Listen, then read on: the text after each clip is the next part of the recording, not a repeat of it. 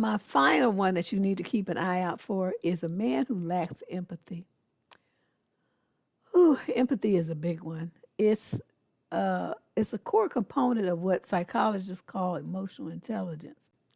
But empathy is, I mean, you can't really create a relationship or any kind of real strong tie with other people, even a strong friendship, without some empathy. I mean, most people have empathy even for their pets that they love, but that empathy is what allowed them to connect with that animal and identify that something was wrong. And you can do that same thing with people, and a person who lacks empathy is not going to be able to do that with you.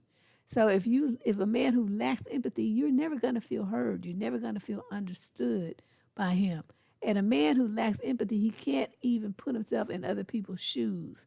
So your point of view, he can't even consider. They can't put themselves in other people's shoes. That's the bottom line. He can't understand other people's needs. He can't understand other people's struggles. He doesn't understand, what to say or how to soothe or support other people. And he doesn't know how to do it or when to do it either.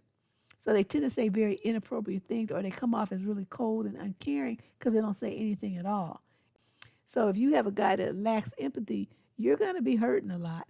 You're going to be sick and trying to cry and crying because you in pain or grieving. You may be grieving because somebody died or something.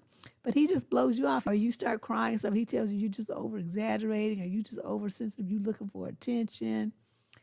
It's just unbelievable. So you hearing this kind of stuff from a guy. I mean, understand what kind of dudes you're dealing with. I personally would not want a man like that because he doesn't have empathy.